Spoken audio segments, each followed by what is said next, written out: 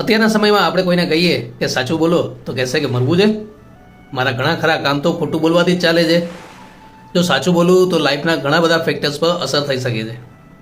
અત્યારના સમયમાં ખોટું બોલવાની વાત સાચી પણ છે. લોકોને ખોટું બોલવામાં કોઈ શરમ કે સંકોચ થતો નથી. પણ એક સમય એવો પણ હતો કે જ્યારે સાચું બોલવા માટે થઈને મોટિવેશનની જરૂર ન હતી. લોકો નીડર હતા કે રાજાને પણ સાચું કહી દેતા. સચ્ચાઈમાં એક અલગ જ કોન્ફિડન્સ લેવલ હોય છે અને સાયન્સે પણ એ વસ્તુ પ્રૂવ કરેલી છે.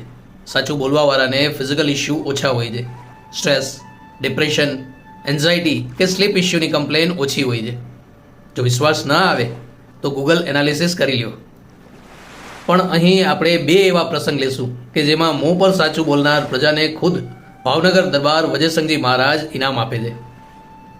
શું તમે જાણવા માગો છો કે કયા ઇવેન્ટ હતા અને એવું તે શું બન્યું કે સાચું બોલવાને સજા નહીં પણ ઇનામ મળ્યા?